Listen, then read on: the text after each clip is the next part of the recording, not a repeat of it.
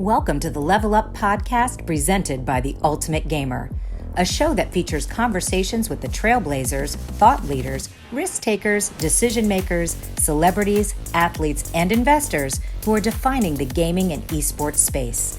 On Level Up, we take a journey into this dynamic industry and start to decode and reveal who and what's making news. It's about connecting, and it's about sharing the stories and vision of the people who make gaming and esports a global phenomenon. As we do in every episode, we'd like to thank The Ultimate Gamer as the visionary and catalyst behind Level Up. The Ultimate Gamer is an esports and gaming, entertainment, technology, culture, and lifestyle organization with the intention of discovering the best gamer in the world.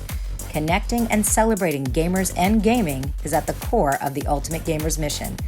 And now, please welcome your host, student of the game and connector to the esports community, Tommy Knapp.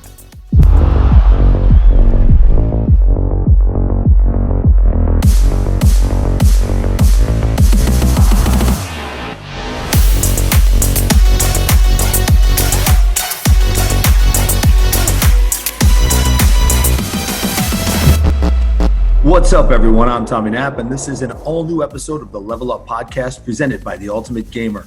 On today's show, I have a conversation with Taylor Johnson, a human and esports performance professional committed to optimizing in-game and out-of-game performance and longevity. He is the chief performance engineer at Statespace, where their mission is to revolutionize the way humans improve using cognitive science and artificial intelligence. As Taylor and I dove into our discussion about the science of gaming and elite performance, my mind was overloaded with data, facts, figures, intelligence, his and the artificial kind, acronyms, cognitive analytics, digital therapeutics, and a series of other terms neuroscientists use that blew my mind. Listening to Taylor's measured thoughts, peppered with his own high-level focus on intention, anchors, awareness, and agreements, it was quickly evident that I should have sharpened my pencil before I started taking notes. You might want to do the same. If you have an interest in getting better, whether in the gaming and esports world or your life in general, listening to Taylor Johnson and following Statespace and AimLab should be at the top of your list. Here's Taylor Johnson. Shit, it's been a while since we spoke, but yeah, it's been good, man. Just rocking and rolling. Yes, doing a lot of stuff and having fun and trying to manage all the COVID and everything as best as possible. Well, you're probably, in all honesty, you may be one of my only, somebody that I would say, as a colleague, a friend. We don't know each other that well, but we've spoken numerous times, right? Yeah. But I feel like our relationship is almost what I look at as COVID in the pandemic, right? I don't think we've actually shook hands or talked face to face, right? Yep. It's been through LinkedIn, and then last year when we did The Ultimate Gamer, and you came on as a panel, and now through the podcast. So I'm not used to those relationships. I'm used to face-to-face stuff, Hey, we're living in 2020. Yeah. So before, because we're going to jump into everything that you're doing at Statespace, and I think we're going to spend a lot of time in that area because you guys are doing so much, and I just have a ton of questions. But before we kind of jump there, because of your background and the nature of what you've done in the NFL and just your studies and all the work you've done prior to getting to where you are today, can you give us a little bit of a background, some of your origin story that kind of preps us for that? Yeah. Just real quick, are we recording right now? Yeah. Oh shoot. Okay. Sorry. Okay. Yeah, man. So I'll just record straight from the beginning, and we'll cut, we'll edit and produce afterwards. Cool.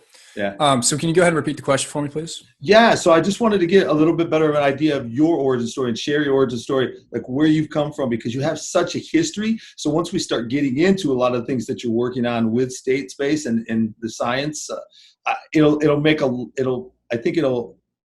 be easier to understand for people when they see what your background is and the amount of work you've done. Yeah, sure. So, my name's Taylor Johnson. Came from a traditional sport background. So did athletic performance, coaching in college and the NFL for about 10 years. Majority of my time was spent coaching in college in NCAA and just working my way up through different conferences. I was very fortunate to coach at some amazing programs in the Pac-12 and SEC and the Mountain West. And then the last 2 years of my... And when you say coaching, Taylor, what were you coaching? Were you coaching football, basketball, baseball? Were you a physical therapist? Were you like an actual coach? Yeah, so great question. So it was all related to performance. So it had a lot to do with traditionally, like starting out, or classically rather, it was strength conditioning. And I started that at UC Davis with my undergrad in exercise physiology, and really just fallen in love with that. And so throughout my career up until the 49ers, I was working with a number of different teams. So at the different colleges, it would pretty much be all the field sports. Football was always my primary sport that I worked with. And then it was, men's and women's volleyball and track and field, softball, baseball. I mean, the whole gamut. I mean, basically my whole approach with coaching and going into those programs is I want to do everything and learn as much as I can. And every athlete and every situation is different.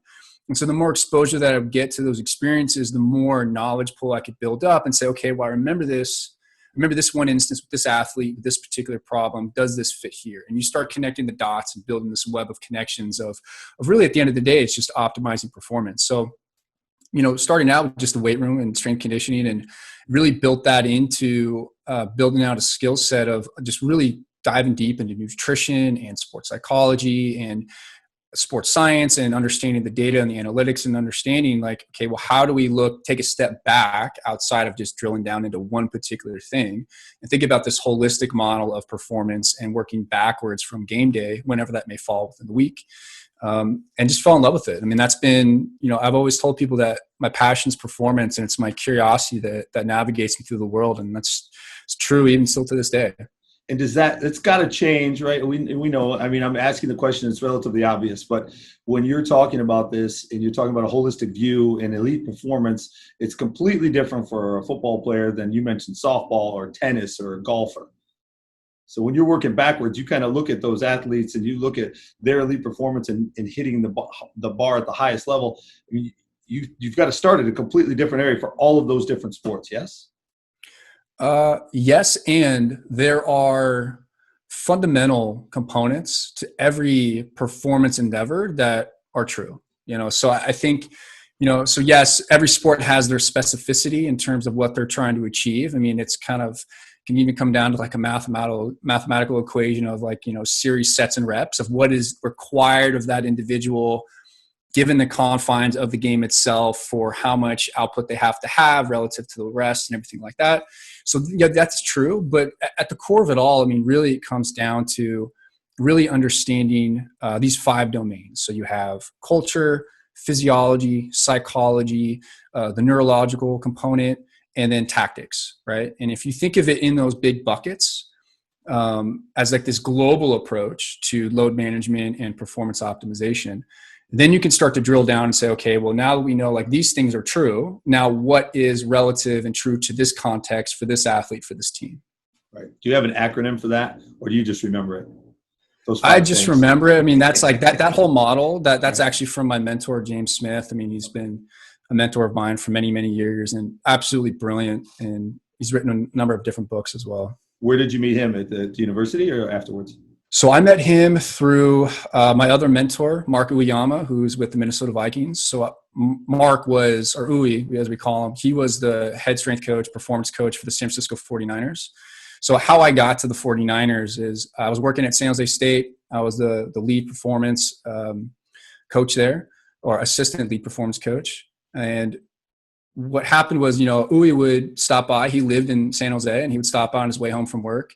And we would just talk shop. I mean, he was gracious enough with his time to just like drop in and hang out and talk shop. And being curious, I would just ask him questions. And him being the mentor that he is, he would give me just enough information to go send me on like down a rabbit hole and try to find the answer. Then I'd come back and be like, is this what you were talking about? He goes, no, you're close. Think about this. I'm like, oh shit. And then I'd go like, and I greatly appreciate him for that, for as frustrating as it had been many, many times. I learned a lot. So I met James through Uwe, which was just an amazing experience. And I've stayed in touch with both of them ever since leaving the NFL. Right. And your role with the San Francisco 49ers, how long were you there? I was there for 2 seasons. My role was kind of like a mixed bag. I mean, the weight room was my bread and butter, but oversaw the sports science. I did the nutrition for the players, for home and away games, for travel. helped with rehab for certain athletes that were coming back from, recovering, and this transition from, return to training, return to practice, return to competition, that whole continuum, which a lot of those concepts, are universal when you think about just performance in general. So yeah, it was just amazing opportunity to take everything I was really passionate and curious about and have this space to be able to deploy all of those objective strategies and tactics. And you worked with the guys in the off season as well, right? And Yes. and I'm asking that. Okay, yeah. And then how does the vegan lifestyle apply to that these days? Yeah, it's interesting. I mean, Kaepernick was vegan, so that was interesting in that, the conversations him and I would have is like, okay, so we understand that, this is your choice to be vegan, and, you need to perform at a very high level. What needs to be true on a daily basis for you to get the nutrients that you need in order to perform at your best? And so oftentimes, we would have a custom menu set up for him. I mean, we had the beautiful thing about any traditional professional sport teams, they have an amazing cafeteria and kitchen staff and chefs. And so we would set the menus ahead of time. And, for Cap, we would do a good job of making sure that he had all the foods that he liked and also needed. And, we'd prepare meals for him ahead of time and then after time. So it takes a little bit of effort, but it's just being mindful of, okay, what are the things you need? And let's put that together for you. And did you find that, like with most of the players, are they pretty mindful now of their bodies and what they're putting into their bodies? Or I just remember seeing, I can't remember, it's like a Hard Knocks episode, maybe 5 or 10 years ago, where guys were actually bringing like Big Macs out to the practice field. Yeah, we'd have guys that would. So the answer is yes, and there's many athletes that are just so gifted, so genetically gifted that they could eat a Big Mac and be totally fine. We'd have guys that would just crush stacks of pancakes on Mondays, like after Sunday games, because they're like, yep, I earned this. We're like, okay, yep, go for it. And I think at that point, really, it's a matter of just that. It's just educating them to understand like what are healthy options and understand that there's a balance of everything. And it's not to go in there and completely overhaul somebody's diet, although that at times that is required based upon whatever performance goals they may have. But really, it's like understanding the lifestyle component and say, okay, what are some clean habits that we can introduce and build that out over time, and then turn that into a performance lifestyle, and not completely jolt somebody out of their routine, because you also have to keep in mind when you're dealing with athletes at that very high level, or any individual for that matter, introducing change is really tough. I mean, take for instance, everything that's happening with COVID-19. I mean, that's been a huge change for a lot of people. And so just being mindful of that, and the process for a lot of individuals on taking those habits and slowly integrating them over time. Like, I'm a big fan of just periodizing and dosing. Like, what is the minimum effective dosage, whether it's education and information, nutrition, exercise, recovery, to then build that out over time and have this a layered approach to building out those programs. And when you have these programs, and now transitioning from like the 49ers, so you have these programs, do you keep a chart kind of like a doctor would, if you think of a doctor's office maybe, right? Like a chart of every single player. And then when you made the leap to infinite, if that was the leap you made, can you talk about kind of the transition from traditional pro sports into eSports, and then how you actually track all of those players and their performance? Yeah, so I'm a pretty detail-oriented individual. I keep pretty extensive notes. I mean, it depends on the level at which we're really dropping into building out a performance program for an individual. For the teams, like, yes, I mean, just kind of staying with the 49ers for a second. I mean, in terms of like all of the objective, like on-field data, we had, RFID, which is radio frequency IDs, which was their GPS, and how we track volume, density, intensity, and frequency of practice, and, acute versus chronic loading over time. And, just understanding like just the load management from that standpoint. And then the transition into gaming and esports, it was one that, it didn't immediately jump into infinite. There was like in between. So I started consulting for organizations and teams and players, like just reaching out, and ended up realizing that I knew a lot more people in the gaming space than I originally thought.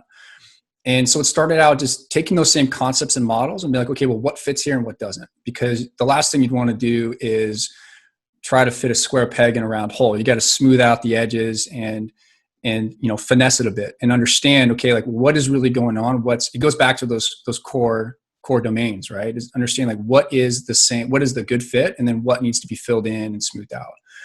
So I was consulting for various teams and organizations. And then when I did get to Infinite as the VP of performance for them, it was the same sort of thing where, it was a matter of first asking the question, where's everybody at? And understanding that the players, the teams, everybody was on a different continuum of their player development track.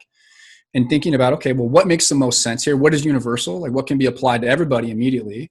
And then going team by team, what makes the most sense of where do we start? And so that was a fun process. It was organic, and it was a very open and honest process where I was like, look, I don't claim to know everything about gaming and performance. I know quite a bit about human performance, but in terms of like relative gaming performance, like let's learn, let's figure this out together. And I think players really appreciated that approach versus me coming in saying, hey, you have to do this, you have to do that. That's just, nobody wants to be told what to do. Right. It's but what you can find is when you have that open communication and you communicate in a way that really lands for them and you get on their level and you meet them where they're at, that's the biggest thing. You meet them where they're at and then start to build out those programs and say, okay, let's collectively come together and select a common goal. And then let's reverse engineer what it's going to take to reach that goal, both from a behavior standpoint and knowing the objectives. And then what are the behaviors that go into that? Right. And I'm just thinking, again, you're coming from the NFL, so that's kind of easy for me to relate to. So if you're walking into that space and you've got different teams, is there a baseline on the physical side? We'll just take one of those 5 that you're talking about, where I know with the combine, the testing is, let's do a 40s test. What do you run the 40 in? What's your bench? What's your vertical? What's your broad jump? And they probably do a series of like 4 or 5 other things. When you came into this new space, did you have an idea of, okay, we've got to, and is it for their eyes? Is it for their fingers and hand? Like what would be that baseline on the physical side? Yeah. So, with Infinite, with the 5 organizations that we had and the 14 professional teams at Developmental Academy, it was first things first. Let's start with behaviors. Let's assess where they're at with sleep, what their overall understanding, what their diets are like. It wasn't like, hey, let's go in and just do a crazy battery of tests. At least that was my approach. Everybody may have a different approach. Right. Excuse me. But my approach was, I really want to understand the behaviors, like what is actually happening on a day-to-day basis and what are some small things that we can tweak here and there. I mean, look, if you can get somebody to sleep a little bit better and eat a little bit better, they're going to feel better. And so that was my approach. That was really my Trojan horse, quite honestly, because I wanted them to start feeling better so that when I wanted to do more testing and data, they're like, yeah, well, I already feel better. So yes, I'm open to that. Like, yes, that makes sense. Yes, let's try this test, or yes, let's do that. So the other one part of that too, from the objective data collection, is we had an in-body scale, which is basically runs a frequency through your body and it tells you lean mass, fat mass. That was one of our ways to objectively track changes in this, performance or body composition and look at, okay, well, what's happening, to their bodies. If we change sleep, if we change nutrition, what happens in that standpoint. We had some really significant changes over time, but then also the subjective side is like, well, how you feel, how you plan, what's your mental clarity like, what's your soreness. That's one thing. But then also, how do you feel about how you're playing? And what we found is, just by tweaking the nutrition and the sleep and getting them to move, I mean, it's about eat, move, and be healthy, right? So starting with that first, they just felt better. And it was funny because we started out training, we had a facility, and for Infinite, we had a facility where we had, work training equipment and a space that was basically right next to our academy. So they had all the PCs and gaming rigs set up. And then in the same space, it was a massive 10,000 square foot facility. We had all the training, so they would go back and forth between the two.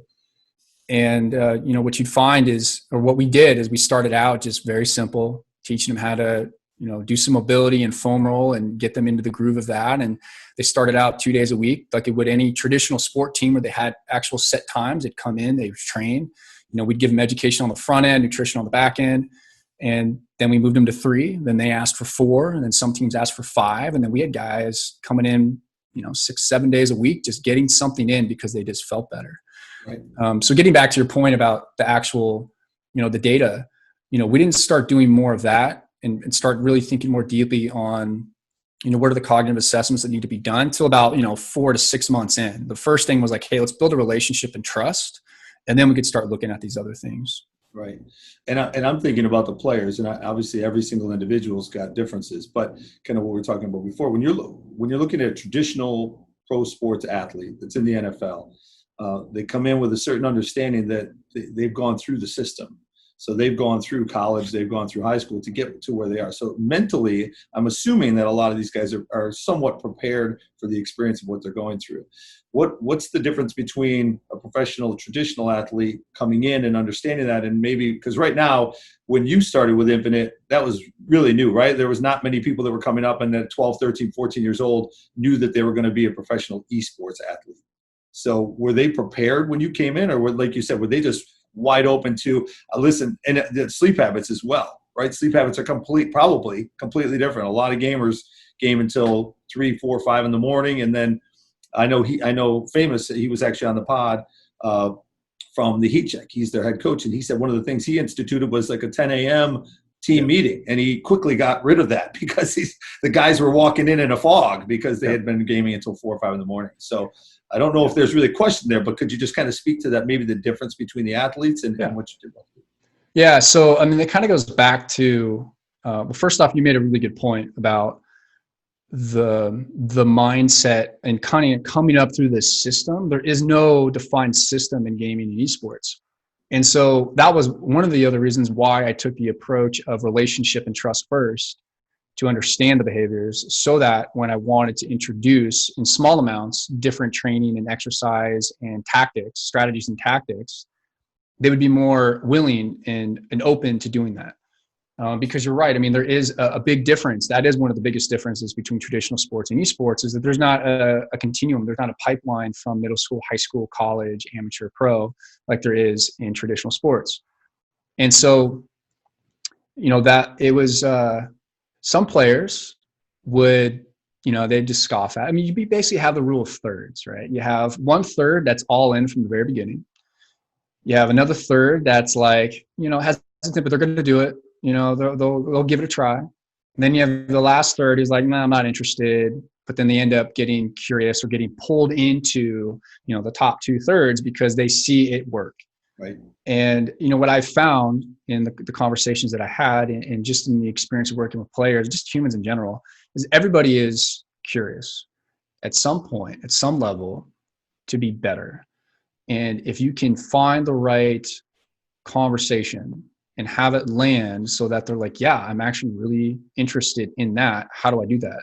And that really came through, posing this question. It's like, what if I told you that reaching your full potential is just the beginning? I'm like, well, what does that mean? I'm like, yeah, you can, once you get to that place, you build up those reserves, then what's possible? And what I found in asking players, what has really kept you, just kind of sticking with the health and wellness, what has kept you from really pursuing health and wellness and training? It came down to 3 things. It was a lack of knowledge, a lack of resources, and a lack of confidence. And that's pretty powerful, right? So if you can provide them the first 2, the knowledge and the resources, well, then the confidence just comes. And doing that over time and building a methodical approach to that, and having checking in and being like, hey, how is this going? And you can read people pretty well. I mean, I had the ability to be with them on a daily basis. The way our facility was set up and the teams being in-house, I had access to them quite a bit. So I could just tell by their body language when they came in, is it going to be a good day or a bad day? And then that's just the art and science of coaching, being able to adapt. So I don't know if that answered your question, but it's really about meeting them where they're at, right. And then understanding that it's a different beast, in that it's not the same pipeline. So the expectations may be different, and that's why I never set expectations. I created agreements, and with agreements, it's a conversation. And then you can hold them accountable to that agreement. Whereas I find in expectations, people tend to get let down because it's not communicated appropriately. And then one side is going to get pissed off, or both sides get pissed off because they're like, oh, well, we're both not meeting eye to eye here. But if you create an agreement around what do we want to achieve, what needs to be true, and then check in around that, that's the recipe for success. Yeah, I like that. I'm sure that there's a lot of the better coaches across all spectrums that use that approach. For sure. You said something earlier. You said humans in general. So we're talking about the NFL. We're talking about traditional sports. We're talking about esports.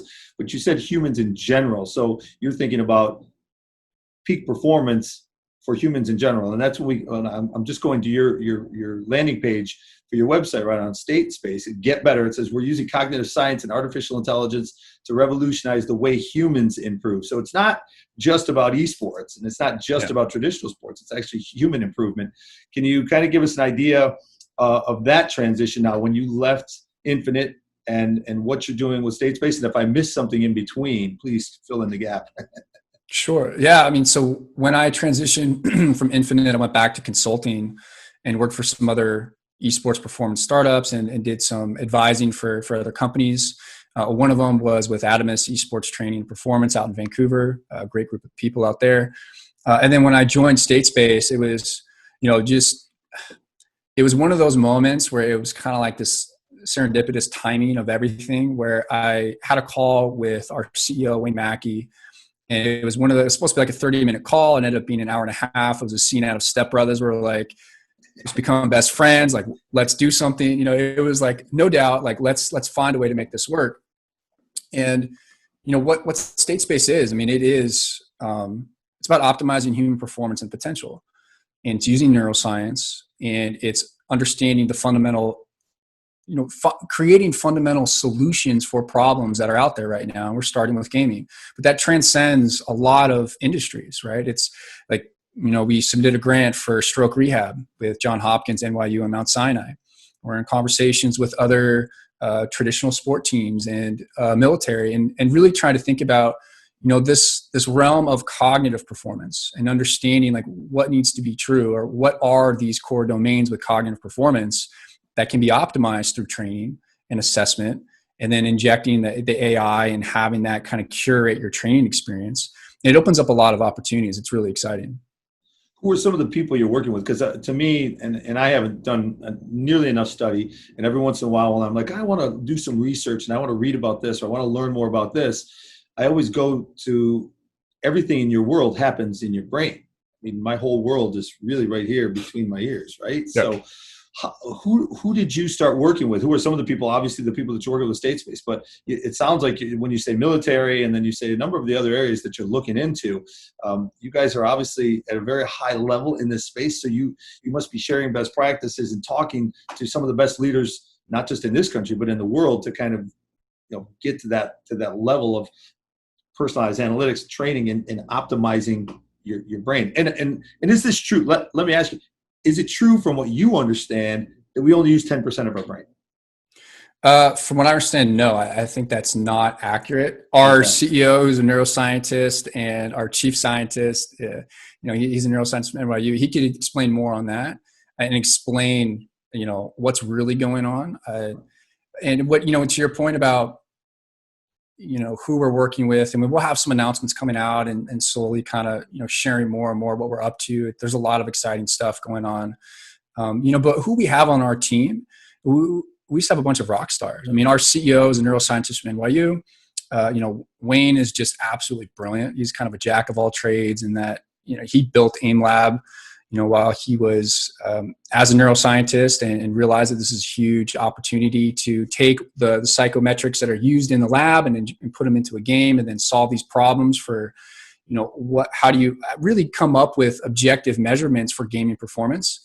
Our chief scientist, David Heeger, I think he's one of the top 30 most influential neuroscientists. He's like the godfather of neural imaging with fMRI.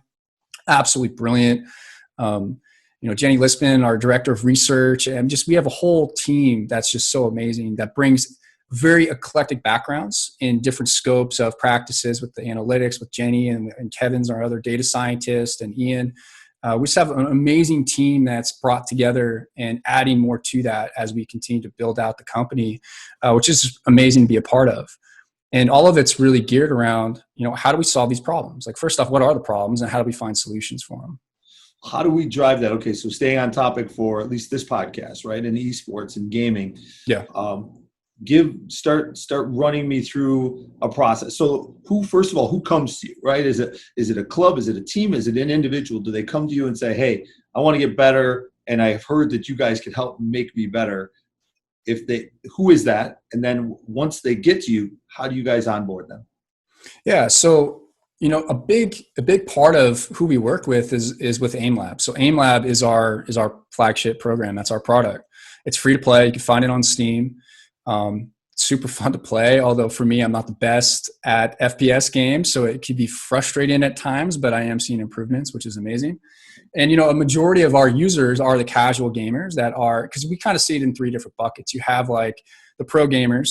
You have like the hardcore, aspiring pros that want to get to that level. Then you have these casual gamers that just want to get better at playing their game, whether they want to beat their friends or just improve their own personal scores when the games are playing. And so that's our user base. And we have, almost we're coming up on 2 million users now on our platform, which is really exciting. And from that, there's a whole bunch of data and analytics on the back end. So when you play AimLab, you go through and there's different tasks that you can play. And it's all kind of based around these three different domains. So perception, cognition, and motor skills. So there's different tasks that drop into each one of those domains. And then it gives you real-time feedback. So as soon as you're done playing, it'll give you a display of analytics and show you, okay, well, maybe what are some spatial biases? Maybe your upper left quadrant, you're slow to react, or you're not as accurate in that quadrant. So it'll start to show you or populate, targets in that area for you as you play. And that's the AI component. So when we get reached out from professional teams, pro players, it really depends on the relationships that we have with them. We just announced a major partnership with Philly Fusion, which is an Overwatch League team, which we're super excited about.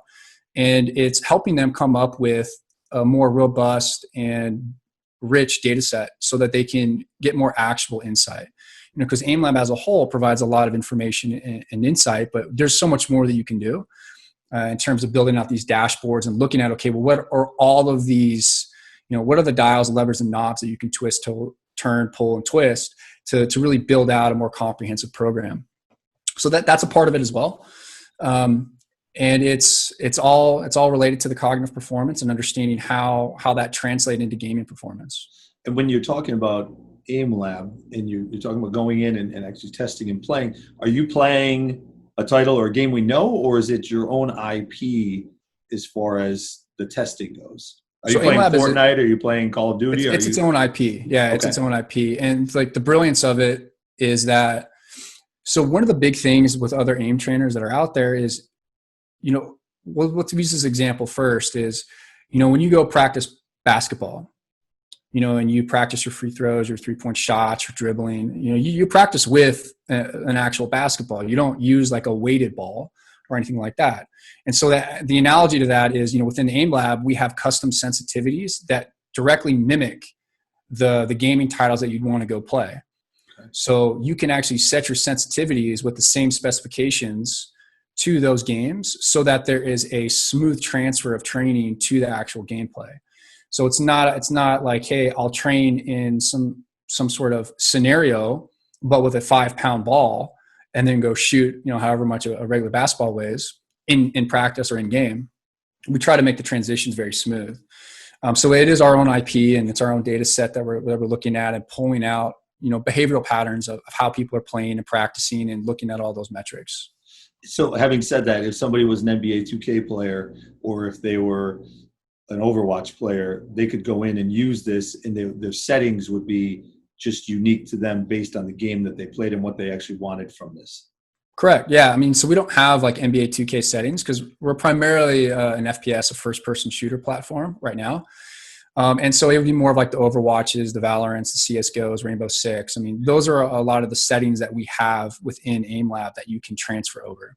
Okay. But yes, to your point, it would be creating a more realistic training scenario. And so then after that happens, what do the analytics look like? What does the readout look like, or the dashboard, like you're saying? And have you been told, have you worked with coaches that say this is unbelievable? This information that I'm receiving allows the player to see it, but then allows me to read it as well. Yeah, it's a great point. So there's a distinction, right? There's the coaches and the GMs and understanding, the player performance, and the players themselves that are looking at, okay, what are my metrics? And so with that, it's the dashboards, they start out kind of simple in terms of just showing you, okay, like how well did you do? What's your speed, precision, accuracy, reaction time? Then there's, the insights that show you your strengths and weaknesses. What's interesting about that is we can actually see, like, are you hypo, a hyper metric, meaning do you overshoot or undershoot? What does that look like? It's not like, do you just hit the target? Yes or no. It's how are you hitting the target? How are you missing the target? That's really interesting information that we can then create training scenarios to help correct and enhance. And then, a lot of the players and the coaches, they look through it and they're like, whoa, I had no idea. Like, that's what's going on. Like, yeah, it's kind of a cool insight to what's under the hood of what are your, behaviors when it comes to those perception, cognition, and motor skills as it relates to gaming.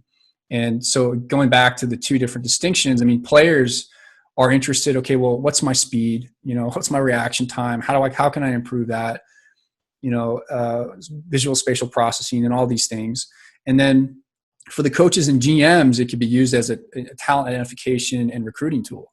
So say, hey, we know that, we want our players to be at this threshold. So yes, they could play the game very well, but we want them to be at this threshold for these different skills relative to this game. It becomes very useful and actionable for them as a recruiting standpoint. Okay. Can you give me any specific examples? You said you're working with the Philadelphia Fusion, but maybe a player that's been on the system. You said over 2 million users so far? Yeah, getting there. Yep. That's fantastic. And again, and I say this, and I've only done about 15, 20 of these pods, and I think I use my own kids too often in these pods as examples. But yeah, they're 11 and 14, man. So they're right in the heart of this. And what you're telling me is extremely exciting, and seems like it would really be helpful to both of them, even though they're novice, they're amateurs. They just play games. They like them. But if it's something that they can do to see if they can get better, and there's testing, and then you can analyze it, I'd love to do that. So you said on this, I'd love to know what you said would suggest is a good age, if there is, to start. And then you said it's free for AIM Lab. Where do you guys start to monetize? When do you guys start to, because obviously there's a part to that to any business. Yeah. So the age to start playing, we have kids playing at a pretty young age. I don't know if there's a specific age to start. I think, depending on if they're playing Fortnite, the average age of Fortnite is fairly young now, giving them the tools to be able to go practice, just practice their speed, precision, accuracy, and reaction time. If they want to get better at, flick shots or whatever it may be, they can go practice that in AIM Lab. And then in terms of, the monetization side, there's a lot of really exciting things coming out in the future. We have an academy, and we have a creators workshop. Those necessarily, workshop, that's not necessarily going to be monetization. But, we have things that are coming in the future that will be this premium content that will be offered. The academy is essentially like a master course, Coursera, blended with this Minecraft kind of feel. So for instance, we have these professional players and influencers that are building out their own custom courses. So not only do you get the overlay of the video, but then they also build out to their own specs, the actual training. So their own maps of hey, you want to practice this one particular flick shot in this type of scenario, go do that. And here's how with the video, and then here's the actual training to go do that. So how do people like myself and other people that are listening to podcasts, how do they learn more? I know you've got something, the science of gaming. Is that an area where you would suggest people go? Yeah, I think first go to our website. So aimlab.gg, check that out. We've got a lot of information on there. Our blog's listed on there as well. So our science of gaming. So we had a summit last year. So there's two parts to that. There's a science of gaming summit, which is it will be an annual thing that happened last year in November. And I'd love to share about that. Then we have our Science of Gaming series, which is a continuation of that content, and building that out over time to continue to talk about this concept of human performance and gaming performance, and bring in subject matter experts and players and coaches and analysts to continue that conversation. So that all stems from our Science of Gaming summit that happened last year in November. That was a one-day event in New York City. We live streamed the whole thing, and I think we had over 650,000 people view it online, 40,000 concurrent, which was just amazing. We weren't expecting that at all, and pleasantly surprised. And that was built around giving the industry and even people outside the industry access to information to learn more about what's going on other than just the game itself. So we had players, coaches, analysts, practitioners, subject matter experts in different realms, people from Logitech, people from, former employees at Nike and performance, and coming in and talking about it's not just the gaming performance, but what's the human performance aspect of it. And that was, I mean, I would say that's probably the highlight of my career so far, just being a part of that project and helping bring that together and giving people a platform to share their domain expertise, like, was just so rewarding. And then having it be so well received was just awesome. And, we plan on doing that every year and continue to open that up to the conversation of, okay, well, here's what's happening now. What's really possible in the future? What's currently going on in the ecosystem with research. I mean, the big part of it too was trying to give more people plant the seed of like, okay, but what's possible with more research? If we have more universities doing research on esports performance and gaming, and if we have, tech companies that are starting to get more involved and say, okay, well, what is really going on with the hardware component, and how do we optimize this, and how do we start to build out these different verticals, all stemming from gaming and performance, but really it starts with the human, which is just really exciting.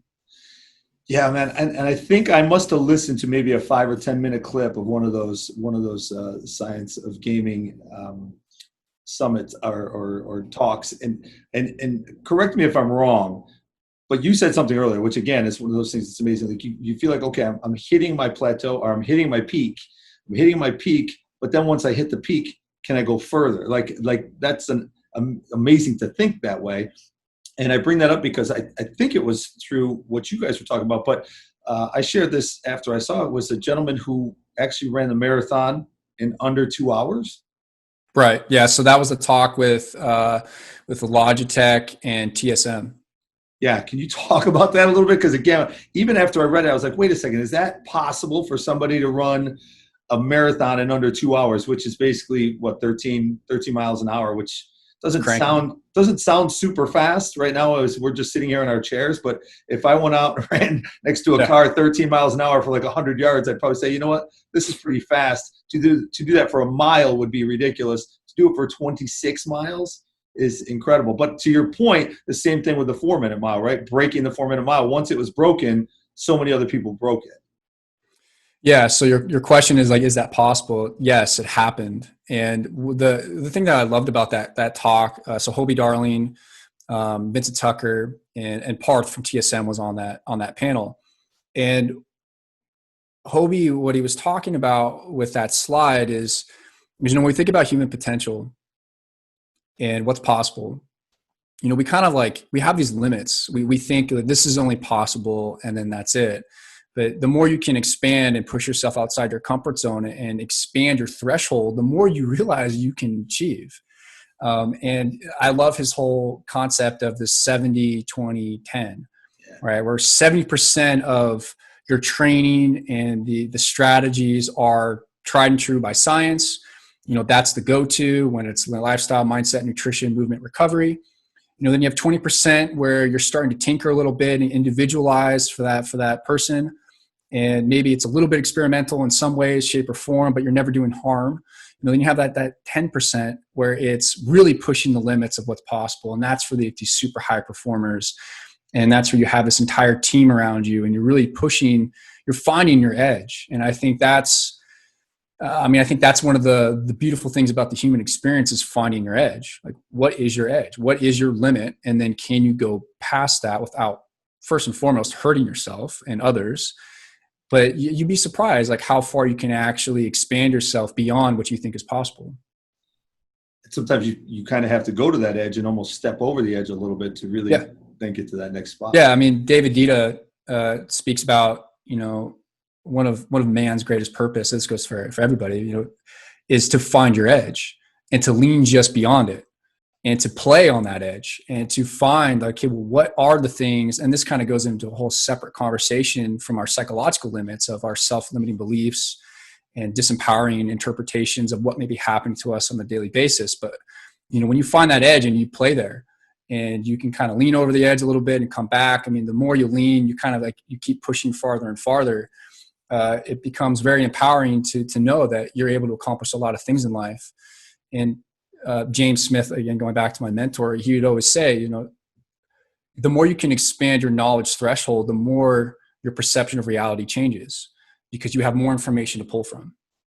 So the more you learn and the more you experience things in life and you put yourself out there, it's like you keep putting these feelers out and you keep stretching yourself a little bit more. And then you can recall back those experiences and say, okay, well, what are my edges?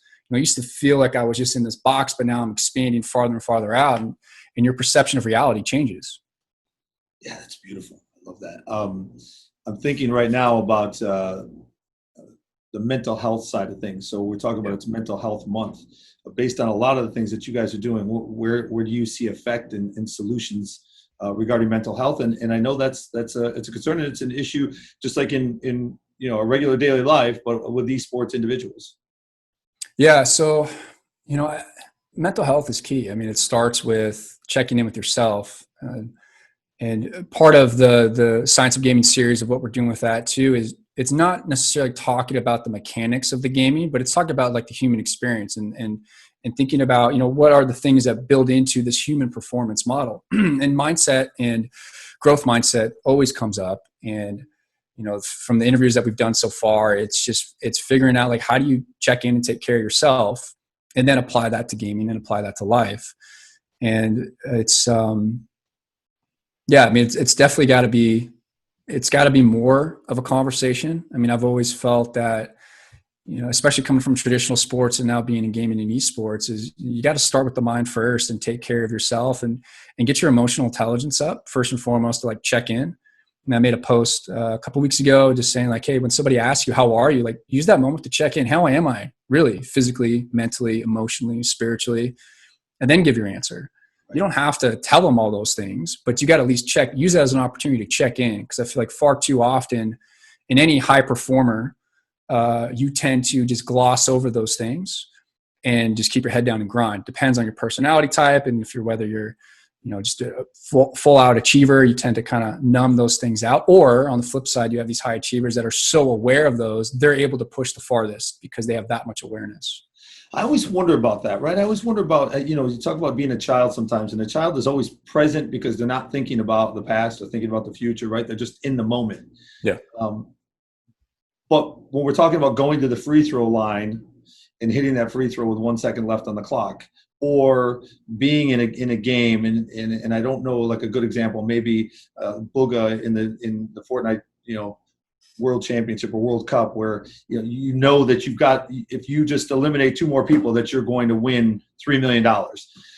There's something to be said for just being present in the moment, but there's also something to be said at the highest performance levels to understand that you're in that moment so that you can perform there. It's kind of a tricky balance. How do you stay present, but also optimize your performance in that moment, which means you're actually thinking about that moment? Or do you prepare yourself for the moment so when you're in it, you're not thinking about it, or you just put yourself in a state of presence? That's kind of a wild question. I know it's all over the place, man. I appreciate the question. I'll answer it as best I can. So what I'm hearing is asking about, how do you stay present within the context of what's happening in that moment in high pressure situations, and do you train for that ahead of time, and how do you work through that? And I would say that for everybody, it's a bit different. Everybody has their own strategies and tactics that they may use for any given scenario. And I think a lot of what I've found is the preparation leading up to those events. It's kind of like that classic, you want to practice how you would compete, where you're exposing yourself to different situations so that when you're in the moment, you're in flow. I mean, the ultimate experience is being in flow and just being there. I mean, there is nothing else going on. You're just being there. And that's a pretty phenomenal feeling to get, especially when you're performing at the highest level, or even throughout your day. I mean, if you can get, a moment of flow throughout your normal workday, I mean, dude, that's pretty awesome. And it's, everybody's different. I mean, it's kind of hard to say. I would say it depends. But I think a lot of it has to do with, first and foremost, getting right with yourself and being able, it kind of goes back to checking in, just being self-aware, notice and naming when you're starting to tilt or get triggered by certain events in your life. I love this quote of, stimulus does not dictate response. So whatever may be happening around you, you have the power to choose how you want to interpret that information. Sure. Yeah. And so for high performers, I imagine they could do that very quickly. Others, it may take a little bit longer, but the differential between how quickly you can notice and name what's happening and then flip back to your performance state, I mean, that's the magic, right? It's not the events and the response. The magic is the space between those. It's one of my favorite quotes from Michael Gervais on his podcast. He talks about jazz musicians and, making beautiful music. It's the space between the notes. Anybody can play a note back to back, but it's the space between the notes and the spacing that really create that rhythm in the music. And I find that with a lot of performers as well. And you may find that in yourself if you just kind of think about, what happens on a daily basis. Something happens, you may get triggered or not, but let's say you get triggered. How quickly how quickly can you notice that you're being triggered? Some people, it takes a while to bubble up. They're like, wow, I'm really pissed off right now. Right. Like, wow, I just spent 30 minutes in my own stuff and I had no idea that I was even triggered. Right. First off, how quickly can you notice? And then how quickly can you clear it?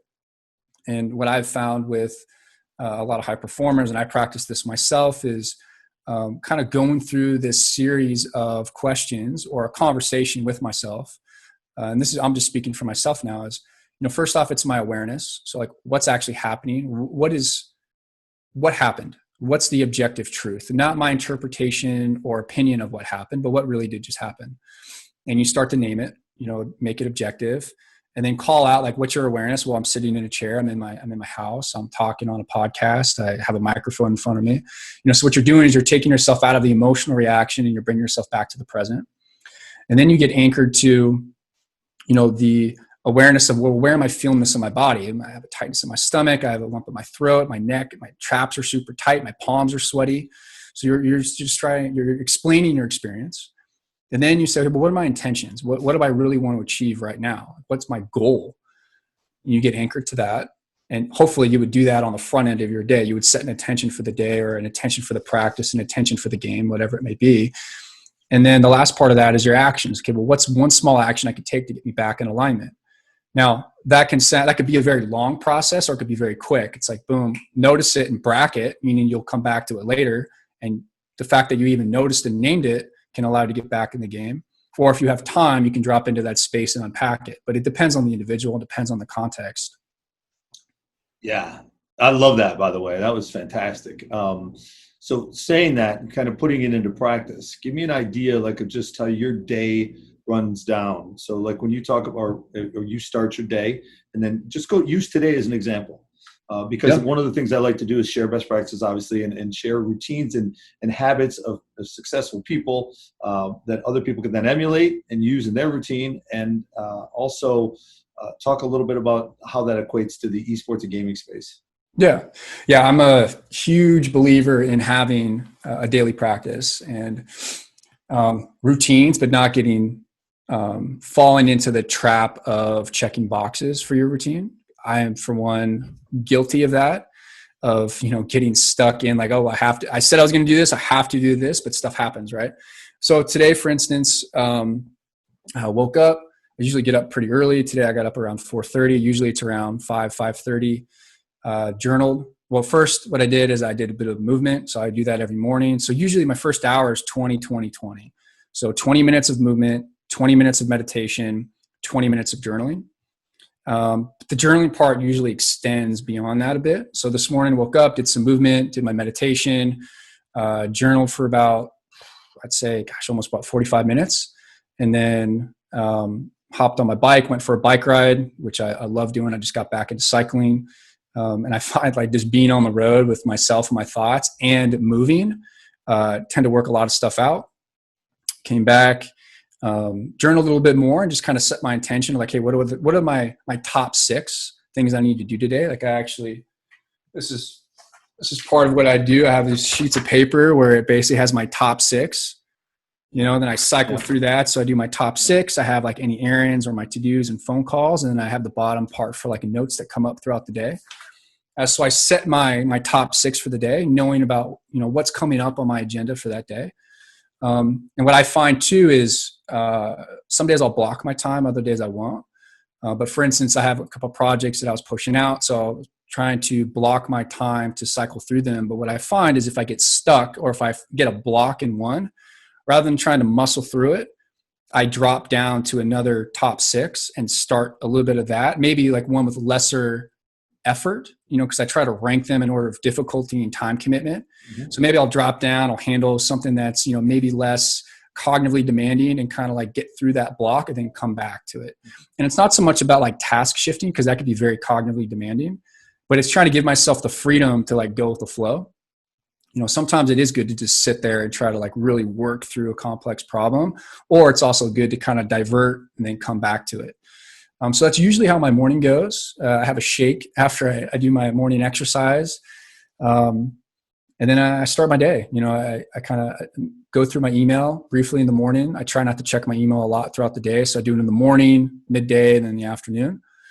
And then just got to it. Been working on some really cool projects I'm excited about. And I knew I had this podcast coming up, so I wanted to give myself some room before so I could prep for it and just kind of like get into that space.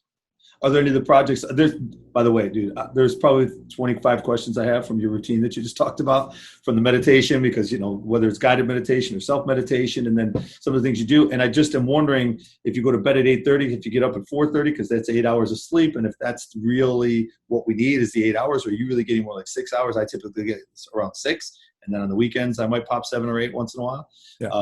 I'd like you to answer that question quickly, because I don't want to keep you all day. I mean, I could talk to you for like a couple more hours at least, but I want to hear about any of the projects you were talking about too, if you want to share about any of those projects.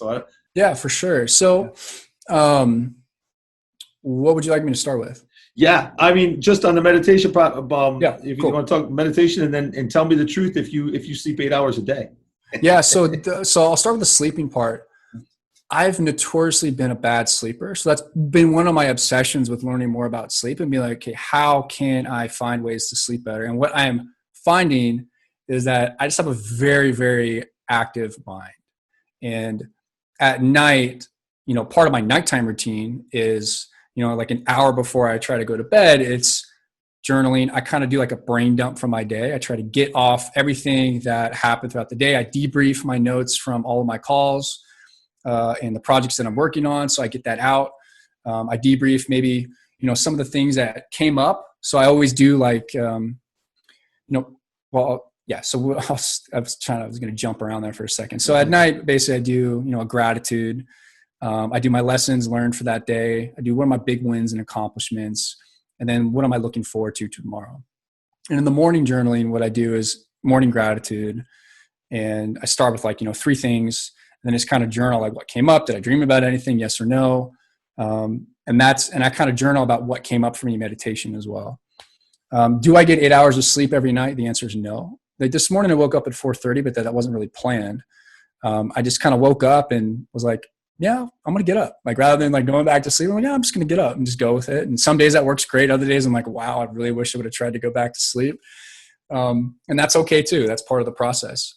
And then in terms of the meditation, it kind of depends. I have a meditation bench. Like I prefer a kneeling position. I find that just keeps me more open versus sitting down. I don't have the most flexible hips. So like sitting in like a lotus position is not going to happen for me. So a kneeling position feels quite good. It allows me to really just be present and just be there. Sometimes it's guided, sometimes it's not. I really enjoy, different styles of just kind of letting whatever come up and then let it go. Or I meditate on a question, or I meditate on, I have like a vision board of, what I envision my life being and what I want to be building or working into, growing into. So maybe I'll pick something from that and just meditate on that. And I try to emotionalize, like, hey, what is that going to feel like when I achieve that? What's it going to look like? Where am I going to be in my life? What is that going to feel like? And just try to anchor that. And it really just kind of depends. It depends on where I'm at with the cycles of my life and relationships and work. And I kind of keep that fluid as well. But I always meditate every morning, even if it's like a very noisy 10 minutes, and noisy being like, I can't shut my mind off. I'm like, God, I wish I was out of this meditation so I could start my day. I get the anxiety or whatever it may be, or it's absolute beautiful. And I'm just there, and 20 minutes will go by. I'm like, whoa, okay, cool.